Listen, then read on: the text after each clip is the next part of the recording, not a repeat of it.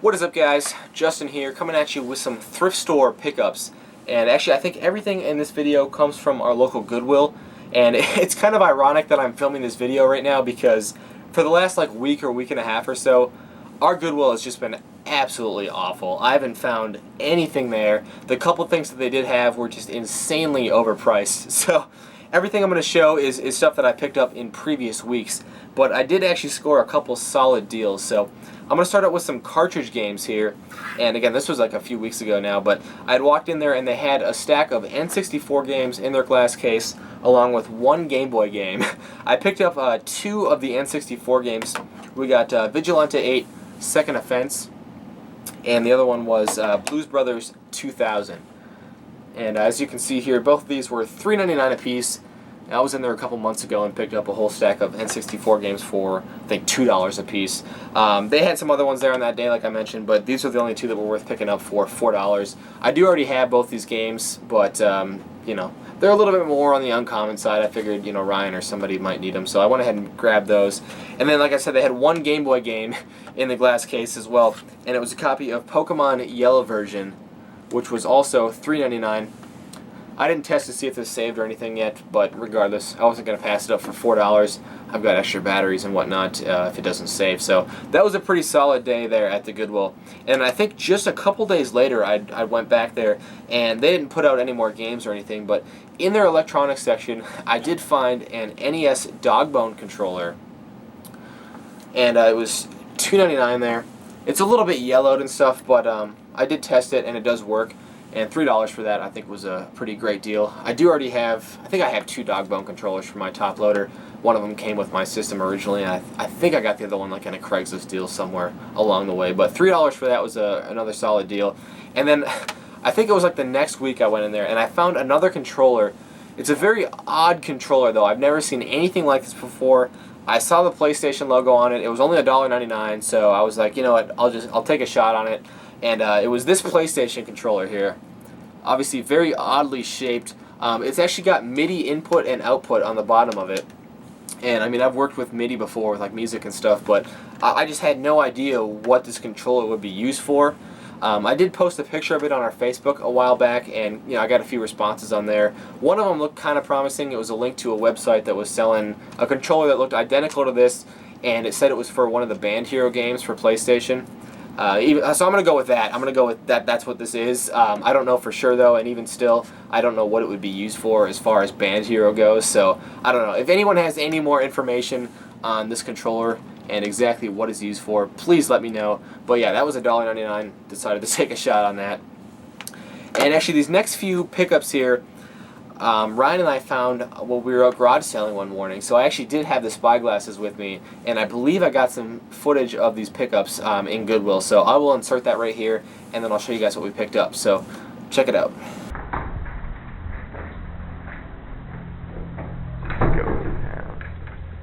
Yeah, it is.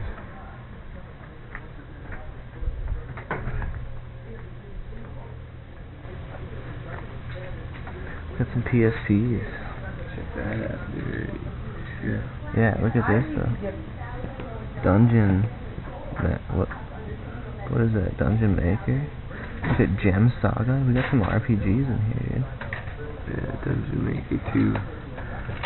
And Gem Saga.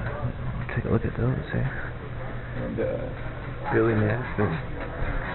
So as you could hopefully see in the video, they had a couple pretty solid looking PSP games in the glass case that morning. The first of which here was Crimson Gem Saga, which looks like a really cool RPG. It is an Atlas title, and this one came complete and in really nice shape. And then the other one we got here was Dungeon Maker 2, The Hidden War, which looks like it was made by UFO. And this one also came complete and in nice shape. It actually has a really thick instruction manual, I guess at least as far as PSP games go. But yeah, these were each $3.99, and I think Ryan has dibs on both of these already. But you know, pretty cool to see some PSP RPGs at the Goodwill anyway. And then I think it was like a week or so later when I went back in there, they had put out a small stack of PS2 games, just like cheaper games, and a small stack of original Xbox games. And I ended up picking up one of them here. It was Grand Theft Auto San Andreas.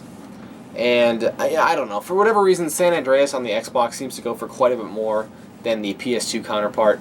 I don't exactly know why that is, but the main reason I wanted to grab this one was so I could compare it to my personal copy of the game and see if either of them were the original release of the game. I'm sure a lot of you remember like the whole like hot coffee mod conspiracy and whatnot, and I don't know like the full story behind that, but I did a little bit of research online and found out that when they re-released the game, they actually printed the words second edition on the disc, and it's real small print so you probably can't see it, but it says second edition on the disc. And actually my original copy of the game that I personally own does not say second edition on the disc, so I don't know if that means I have the original release of the game or not, because I do believe at one point it was released with an adult only rating. So like I said, I don't know the full story behind it. If anyone can kind of fill in the blanks for me, I'd greatly appreciate it. But I think this was $3.99. I already took the sticker off, but that was a pretty solid deal. Like I said, I think it goes for a little bit more on the Xbox than it does on the PS2. So went ahead and grabbed that.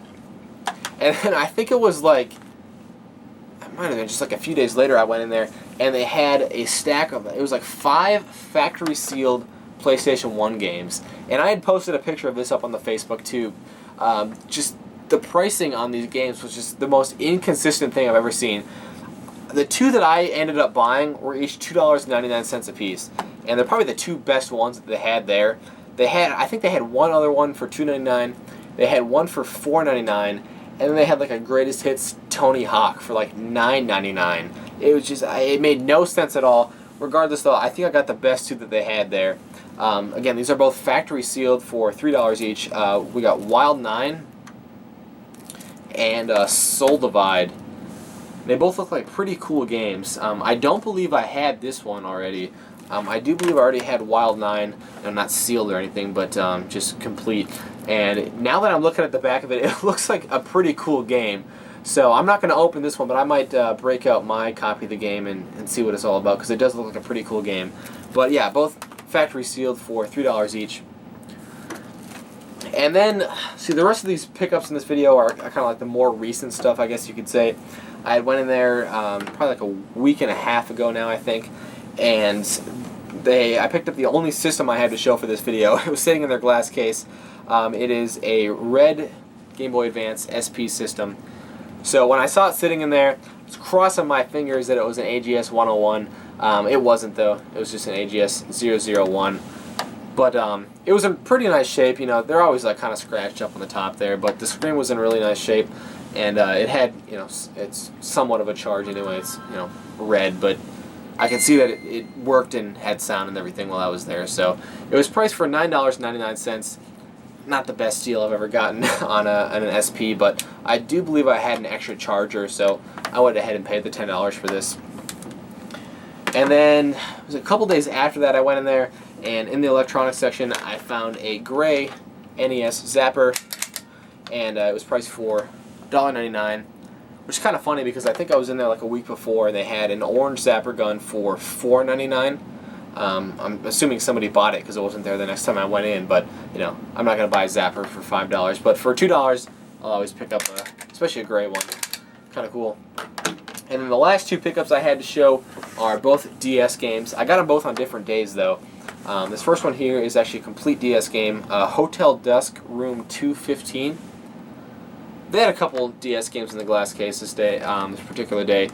They were all $2.99 a piece. This was the only one though that I felt was worth picking up.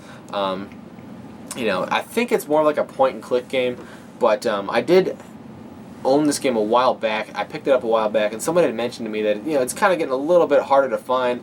I don't think it's like a rare game by any means, but I mean, it was complete and in nice shape, so I figured, what the hell, we'll go ahead and pick it up for $3. And then a few days later, I went in there and they had put out a bunch more DS games. Unfortunately though, they were all loose cartridge. None of them had the cases or anything. They were all just sitting in like a generic like Intech case or whatever. And they were all $3.99 a piece, just for the cart only. And so there was, you know, there was like a Pokemon Ranger and stuff, and I was like, eh. The only one I decided to pick up was one that I'd never seen before. It looked kind of cool, so I decided to take a shot on it. It's a Panzer Tactics DS. Again, just cartridge only, but for $4, it looked like a pretty interesting game anyway, you know, kind of like a tactical game. So I figured I'd take a shot on it. So that was $3.99, and that was actually the last pickup I have to show for this video. Like I said, the last like week or week and a half or so at our Goodwill, it's just been awful. They've had like a couple things, but they've just been insanely overpriced. So I think I was kind of lucky to get all these deals while they still had them anyway. I don't know if I'm going to be finding any more deals like this anytime in the near future at our Goodwill, but I guess I can only cross my fingers on that. So anyway, I want to thank you guys for sticking around and checking out the entire video. And until next time, take care.